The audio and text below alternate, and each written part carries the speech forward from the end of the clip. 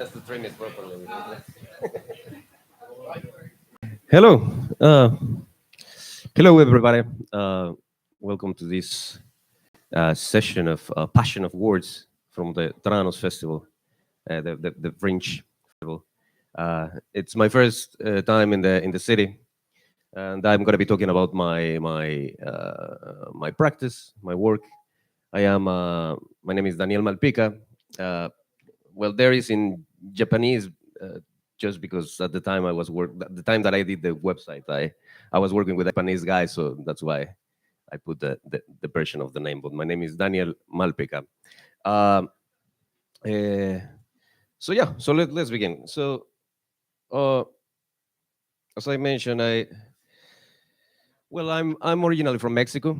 I live in Finland. I've been living in Finland for almost a decade now. Uh, I I was born in the 80s, so I might say that that's late 80s.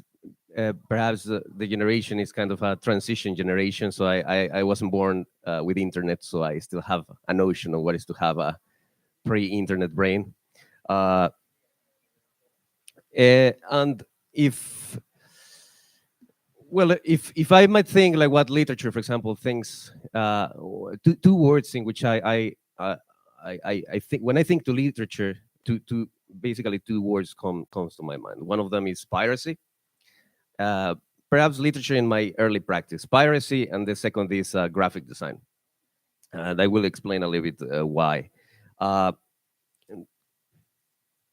Piracy first, because uh, coming from Mexico, uh, the only I believe that the only way for writers from my generation to promote the work, uh, to visualize your work, was through the use of pirate software, right? Like nowadays, for example, a lot of people have open source opportunities, but before, like we have to crack the things because basically we didn't have money, you know. And those access to software, for example, is what I believe constitutes the big part of the published literature of my generation in Mexico and in Latin America.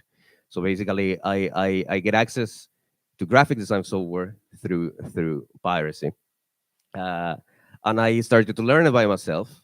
And the first things that I started to do was publishing my friends. So we started to do the layout for their poetry books, and that kind of practice eventually uh, brought me to Finland, and I now work as a graphic designer. No? I originally studied history, so nothing that I do in terms of design went through the university.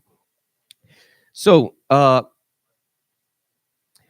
then graphic design. No? So, there's this word in Spanish that I associate with literature. That is, literature is about like is desmesura. No, literature is about desmesura. Desmesura comes from is the opposite to moderation. You know, so you might translate it desmesura. You might translate it as excess, but I don't think that in English works quite well. Like the moderation of like you're not moderated when you work with literature, when you write poetry. Like it's about like going further, even if your poems are like, or your literature is brief. Like it's about like going without moderation uh through the language. And then the reason why I see it interesting connection with design is that uh I believe that design is also a literary discipline, right? Like if we perceive the notion of design is coming to uh, from designare, no? So it's basically to give name, or to give symbol to something, and it's about briefness in a way, because in order to give name to something, you have to synthesize it, no? So that's the part in which I am very fascinated about combining literature and design as part of the same thing, and that's what I have been doing for almost 15 years now. So great. Uh, so yeah. So what I was saying is that uh, let's see some of the things that I'm gonna be. There in Mexico, well, I come from a family of poets. Actually, my grandfather died at 28 years old in Mexico from the coast. But he was a poet. Then my father inherited uh, poetry, and he has been writing for almost 70 years. Have never published anything, and it's really an amazing poet. And eventually, I continued the cycle by joining in, by jumping into literature, and perhaps the first one of the three generations who have completely devoted to it uh, as a career, I guess. So there in Mexico, uh, literature took me. Uh, I had a literature magazine. So I started to work with the poets, and then I started to make their books, make the layouts for their books, and then one day we decided to create a literature magazine, and the name of the magazine is Radiador. So I was working as a editor, but also the editorial designer, and my friend was the poetry editor. So we were uh, making this monthly base digital magazine. This is one of the places where you can see that I'm part of this transitioning generation, because it's a digital magazine that looks like a printed magazine, and we were very persistent about it. No? And so we did 36 issues of the magazine, trying to compile different visions of literature, and basically uh, the work as an editor and the magazine was my training as a graphic designer. So here was the beginning of a path. So this is some of the things that you can see, and then all the issues are online.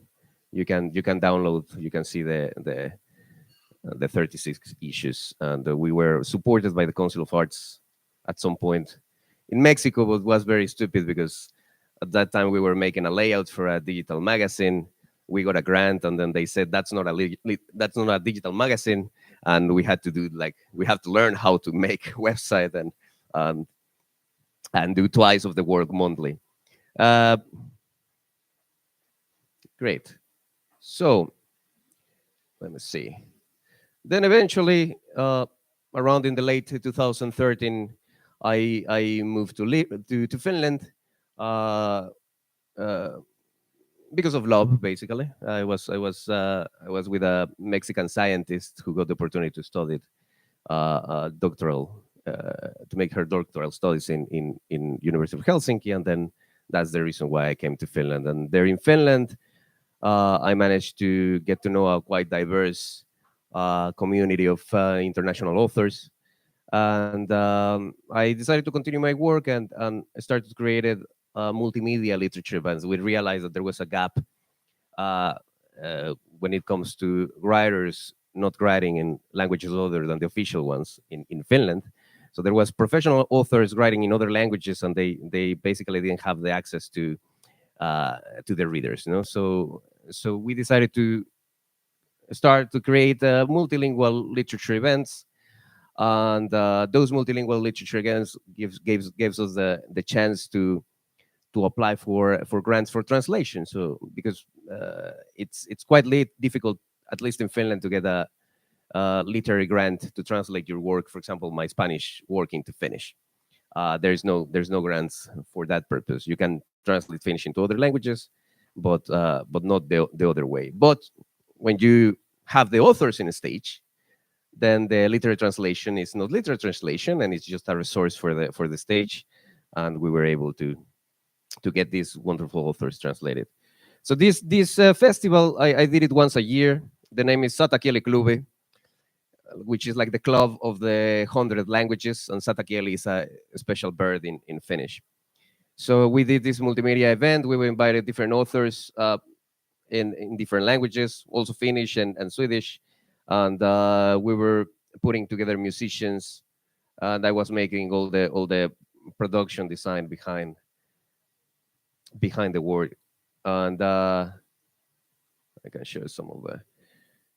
So we have different profile authors, and it was quite interesting thing.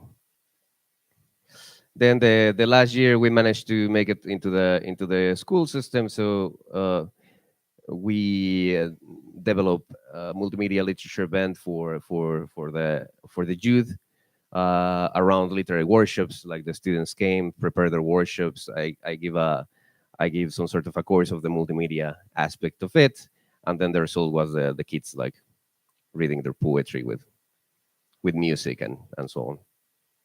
Ah, let's go here. Sorry.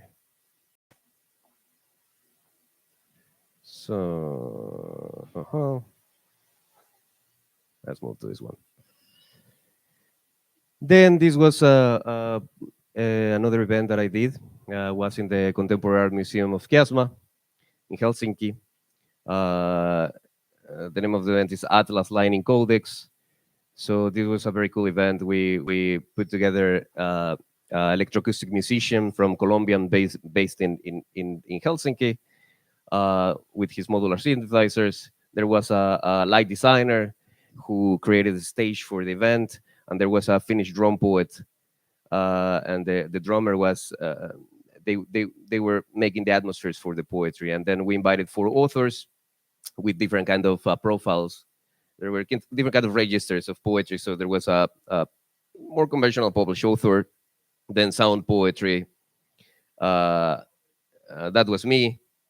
I did some performance with multimedia, some sort of poetry mashup, and with a typewriter, and then these weird legs that we just found like days before the event, and then one spoken word poet.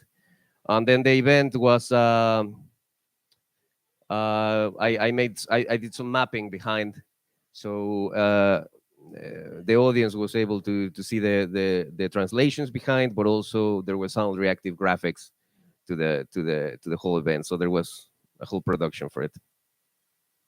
It was kind of fun. Then living in Finland, I have had the opportunity to produce more like almost 20 of these multimedia literature events. It's fun. It gives you the opportunity to get together with different authors, translators, artists, musicians. And in 2017, also I traveled to Germany, representing Finland as part of a European network called Crowd. And I got the opportunity to work with a sound poet, this Japanese sound poet, this Tomomi Adachi. So we did a performance, and I'm gonna put a fragment of it, and I will explain a little bit.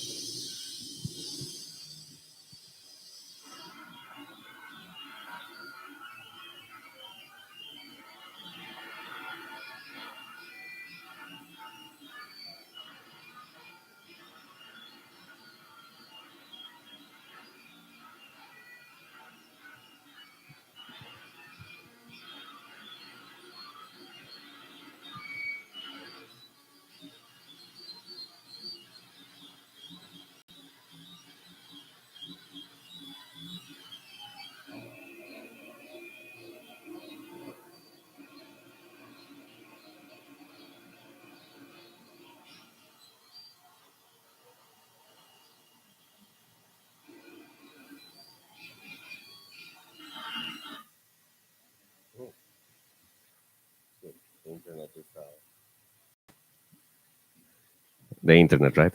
So yeah, so basically that's a fragment of it's an excerpt. Is on YouTube. So basically the idea of this project, the project is called Time to Deliver. Basically, because we had one week to we had basically 1 week to deliver the project, so we didn't get to the name, so we decided to put a time to deliver. So basically, the idea of the project was to think what it means to write in three dimensions. So for that, Tomomi and I decided to center the performance in a 3D printer. We bought a 3D printer. Tomomi built the printer, and then I made the 3D poem. And everything, the center of the performance is actually the 3D printer, and then perhaps the phonetics of that language in 3 dimensions comes from the printer, actually, which is really cool. Like we put some microphones, and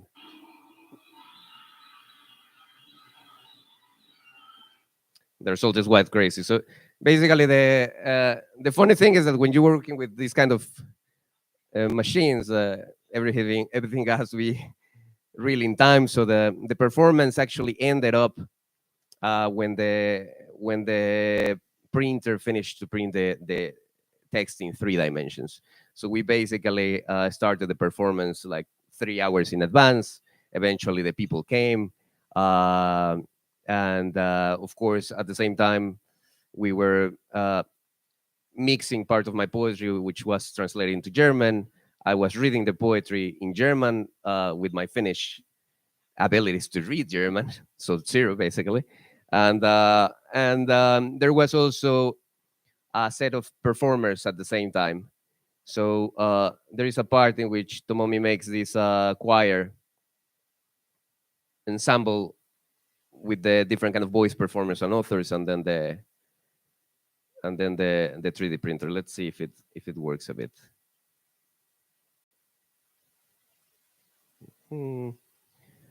Maybe next time. But you can look for it. It's Time to Deliver, Tomomi Adachi and Daniel Malpica. Then I have also worked with most of my literary work has focused in cooperating with different kind of artists. So I found it more fun to have an excuse to create literature around something else that is not necessary literature. So for this, I was working with a Finnish textile artist. Uh, we were making a collaboration. I created a sets of poems, and then she created these pieces around. And there's a little, let's see.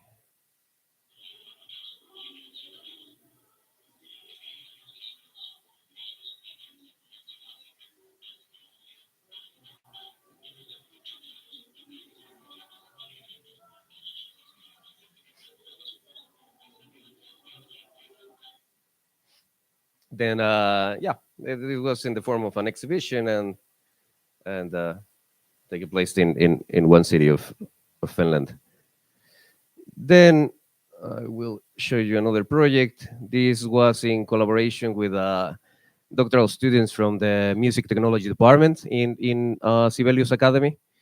So I created a script for this project, which was around speech synthesis.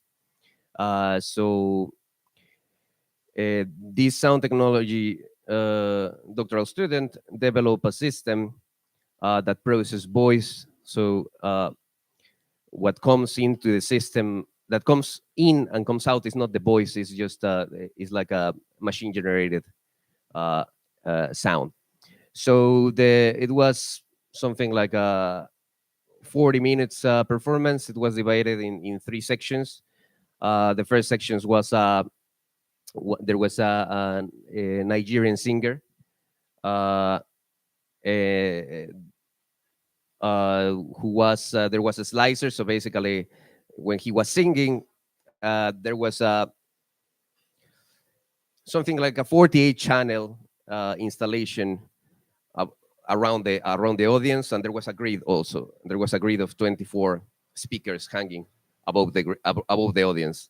And when the singer was singing, like the system processed his voice, and there it was slicing, process the voice, slicing and reordering, and you can watch it on YouTube. But I'm gonna put you another fragment of it. Then the second section was this Finnish singer that has this Mongolian technique of singing. and she was that system was around a vocoder. So basically, she was singing, and then the machine was generating again electronically her voice, and then with her voice it was created an ensemble out of her own singing. And then the last part was kind of a poetry generator. So that's the part that I want to play for you. The last part was using Max. We developed some sort of we kind of deconstructed language to its basic structure. So we started with like nouns and verbs, and we pre-recorded different parts of words, and then with I was having an iPad, and I was able to build uh, poems out of that system. And then on top of the audience, there was this 24 grid of speakers.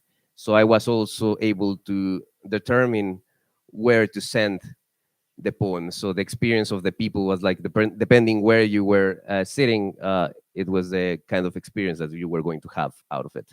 And of course, for obvious reason, it's very difficult to process shit tons of channels into a YouTube video. So I think that the sound doesn't honor the reality of the performance. But yeah, like,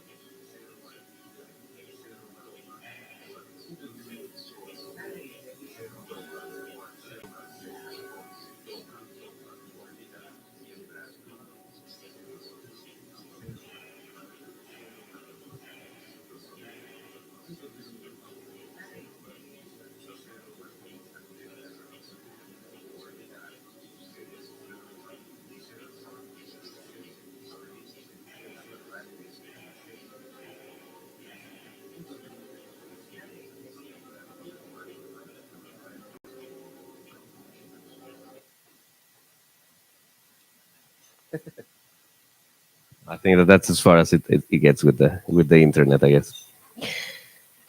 So yeah. Oh, good.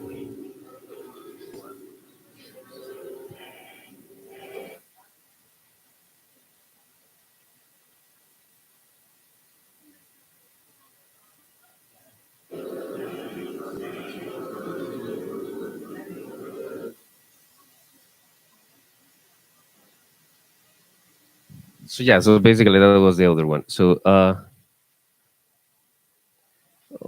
let's see. Lapdog. Yeah, well, Connect to my iPhone, so I th- have a better mobile signal. yeah, that could be great. We can do it. Yeah, no, suddenly the internet connection is lapdog machines. Uh, the lapdog part came from the sorry, here, the next iPhone. Correct? Is open up. Sorry.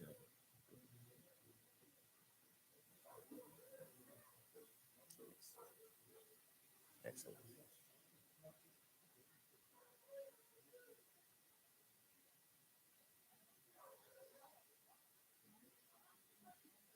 So yeah, it's called lapdog machines because originally when I was working with the Mexican, it's a Mexican doctoral student from the Sibelius Academy, and originally he wanted to he was envisioned the systems as little lapdogs, like small machines that people were able to hold or something. But eventually it transformed into the system as something more abstract that goes through the several channel sound system. And the Presauro, uh, uh, it comes.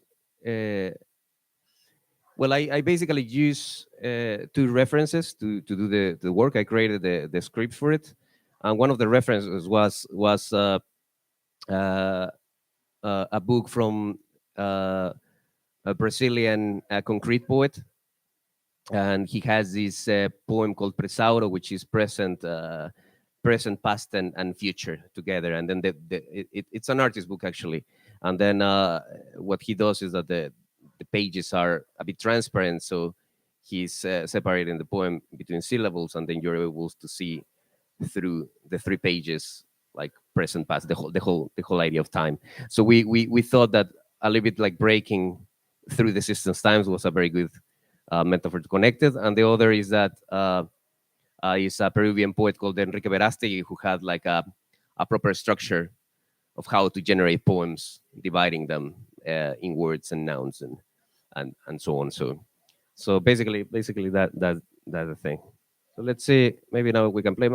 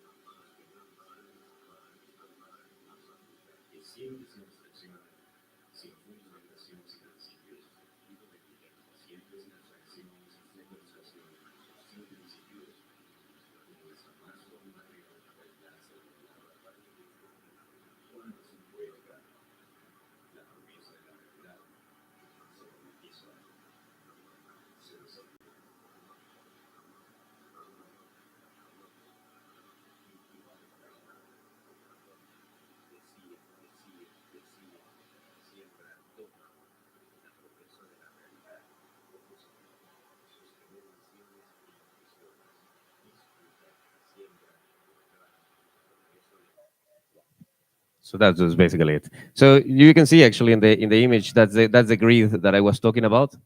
So my friends create this grid of speakers. They were actually small coconuts, and they were hanging above the audience. And uh, using the system in Max, I was able to move the sound and the voices. So it was multi-directional in a way. So I was able to create poems per area, or create effects, or move the words around, and so on. So that was the funny part at this stage. And then I can put you.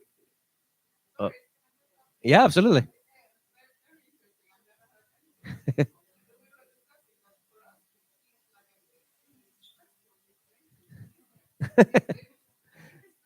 I think, well, to be honest, I think I feel more stressed now, like trying to explain the things, you know.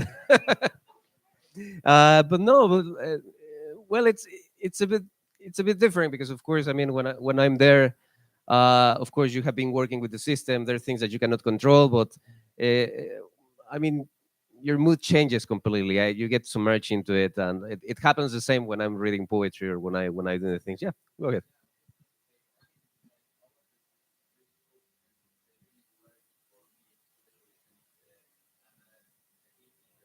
Ah,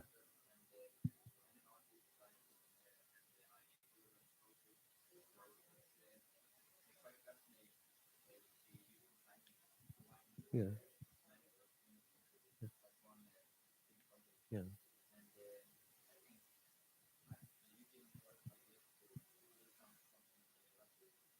Okay.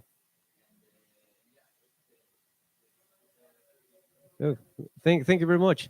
Yeah, I mean, that reminds me, like, for in the early ages when I was writing poetry, I struggle a lot with this very rigid notion of what something should be, like literature or poetry or music, and to be honest, I mean, every time that I see the things, I just see as part of the same process. I mean, I see it as part of the whole poem in itself. That's why also when it comes to design, I don't create a distinction. It is just different resources.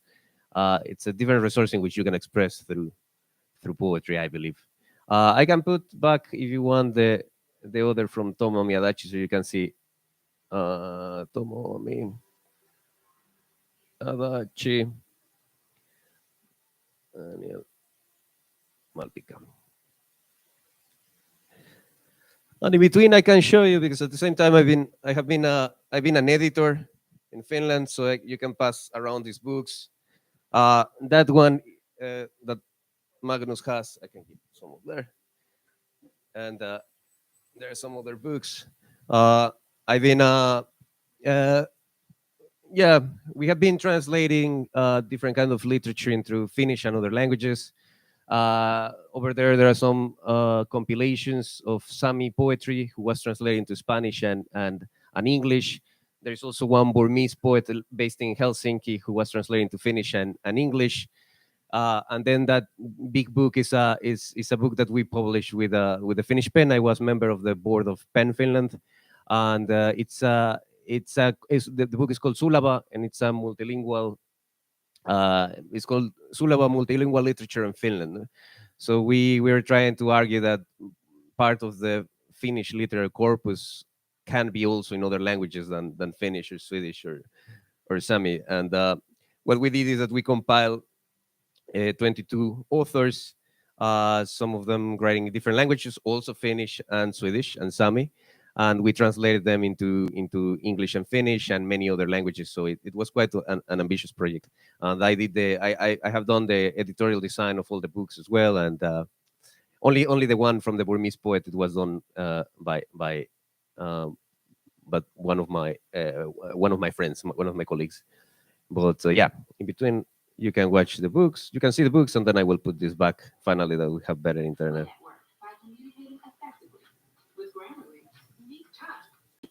No advertisement. So yeah, it was something around here. So there we go.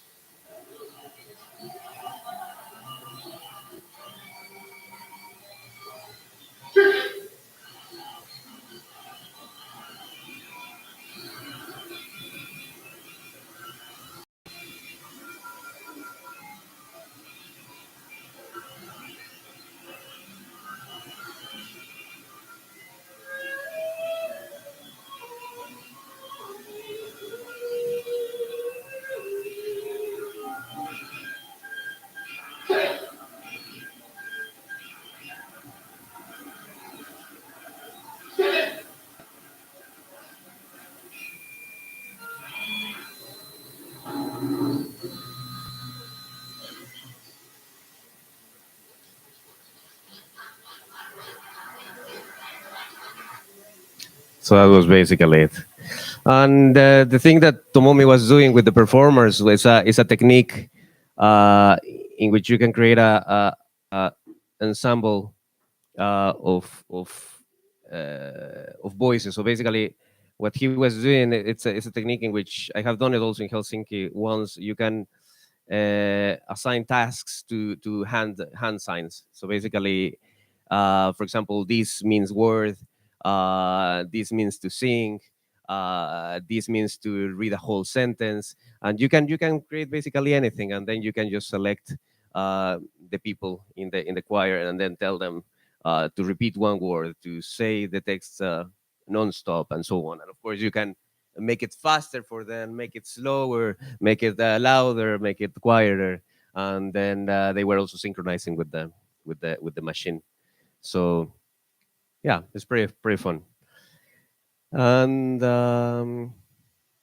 yeah, basically that's it. Let me see what it have. I think that yeah. So basically that's part of the work that I have done, and most of my poetry works around the character X. So that's why the X is time to deliver X times three, and it was the visual poem is the 3D poem is some sort of an X as an opportunity to cross between disciplines and languages and the voices and machine and human, I guess. And that comes from a book that I have written that is called Se escribe con X, like X written. And in Spanish, there is this word called cima, which means the top of a high hill. And then there is the same word with S called the cima, which means the lowest point of an abyss. So in this kind of poetry series, what I say is that the X character is the point where the lowest and the highest and the lowest get together, and then I use the opportunity to just play around many different subjects and topics. And great, any questions? Same me here, and yeah, go ahead.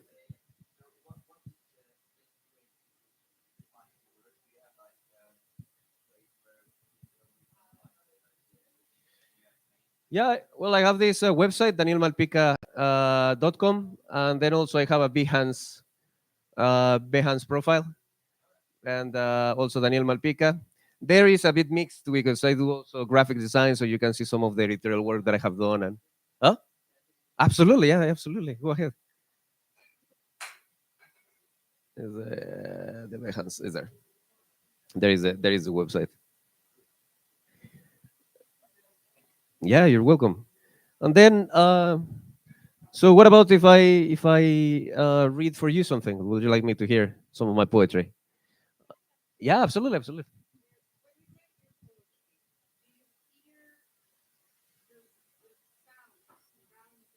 Hmm. Uh, Process. Well, for me, I think that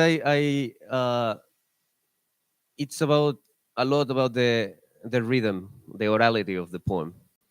Uh, uh, Ironically, I don't believe that much that the origin of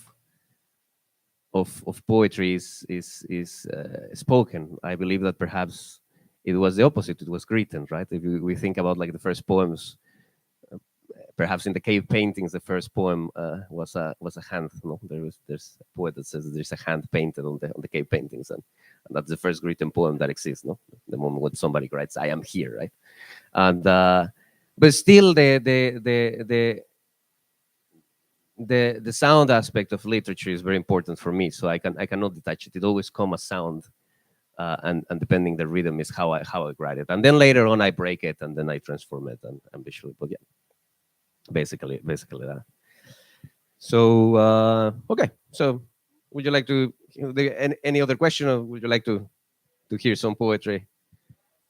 For that, I'm gonna read a fragment of this book that I was telling, and I'm going to invite this Jonas Benson to read the translation into Swedish. He's gonna help with it. And So yeah, this book that we're gonna read is part of the same book that I mentioned before. This Greeting with X is actually the poem is a rocket actually, and it's an alphabet. So basically, the poem is the parts of the rocket, and it ends in the letter X actually. But we're not going to read the whole poem. Just going to read a fragment, and we're not going to be mentioning the part the letters of the alphabet. But well, let's see. So, figura N+1. Partes integrantes del cohete poemático o la estructura mecánica en la mirada de las nuevas generaciones presentes. VSFI. Figur N+1. Integrerade delar av den poematiska raketen eller den mekaniska strukturen i blicken hos de nya generationerna VVCP. Estas letras constituyen la cabeza, los pilares de la palabra bisnauta, medidores del vacío, gases raros, entrada y salida pierden relevancia cuando tan solo existe un guión entre el espacio-tiempo, lo que podría nombrarse una metáfora del espejo de agua. A, B och N. Dessa bokstäver utgör huvudet, pelarna i ordet avgrundsfarare, mätare av tomrummet, ovanliga gaser. Ingång och utgång förlorar relevans när det bara finns ett bindestreck i tidrymden. Det som skulle kunna kallas en metafor för vattnets rymd. Estos conductos, estas cavidades recolectan el polvo meteórico, las esporas y ozono que se encuentran en el viaje. El abisnauta recorre planetas, sistemas de antimateria, nanoespacios, y en la medida en la que se levanta bajo nuevas atmósferas, nuevas bóvedas celestes cartografían sus propios mapas estelares. Este texto es un astro. C. Dessa kanaler, dessa kaviteter samlar upp meteoritdammet, sporerna och ozonet som de finner på vägen. Avgrundsfararen besöker planeter, antimateriasystem, nanorymder. Och i den mån hen vaknar under nya atmosfärer kartritar nya himlavalv sina egna stjärnkartor. Den här texten är en himlakropp. Ventana. Todas ellas existen para contemplar lo que está del otro lado y viceversa. Cuando la arena sucumbe, la tradición y la materia cede para dejarnos ver más allá. D. Fönster. Alla existerar de för att komplettera det som finns på andra sidan och tvärtom. När sanden går under, traditionen och materian ger vika för att vi ska se bortom dem. Medidores de rayos cósmicos ultravioletas y vitales que soportan miles y miles, positivos y negativos de grados centígrados e incógnitas. Caemos sin vértigo. Los instrumentos con paracaídas son accionados por psicocontrol. E. Mätare av kosmiska blixtar, ultravioletta och vitala som uthärdar tusentals och tusentals positiva och negativa grader Celsius och andra okända grader. Vi faller utan svindel. Instrument med fallskärmar aktiveras för mental kontroll. Los símbolos. Resorte para abrir los paracaídas. F. Symbolerna. Mekanism som öppnar fallskärmar. Volómetro. Para lo que sea que se ofrezca. G. Bolometer. För vad den nu kan tänkas behövas. Ventana. De nuevo la mirada y el espíritu, la mirada y el corazón, la mirada y la mente. H. Fönster. Ännu en gång blicken och själen. Blicken och hjärtat. Blicken och sinnet. Antena. Y la señal nos llega desde los huesos vibrantes, desde los tuétanos primigenios humanos, cuando la transmisión es una sucesión de momentos, de diversas vidas, estructuras óseas, códigos genéticos. I. Antenn. Och signalen når oss från de vibrerade benen, från den ursprungliga margen, mänsklig. När sändningen är en följd av ögonblick av olika liv, benstrukturer, genetiska koder. Jesús era un hombre de palabra. Predicaba la salvación, la resurrección de la poesía. Su padre José fue a su vez un hombre justo, justo de palabra como el universo, de palabra digno de María. Dicen que cuando la crucifixión contó por 3, de mano a mano hasta el centro de la corona, combustible. J. Jesus var en man som höll sitt ord. Han predikade frälsningen, poesins uppståndelse. Hans far Josef i sin tur var en hederlig man, ordhållig, som universum, ord, värdig Maria. De säger att under korsfästelsen räknades han som 3, från hand till hand ända till mitten av kronan, bränsle. K. Tú eres la cámara de combustión. K. Du är förbränningskammaren. And that's about it, I guess. Like we could continue with the poem, but it's a bit longer. But yeah. So thank you guys. Pleasure to be here. I hope that it was. And the poem that we read was actually published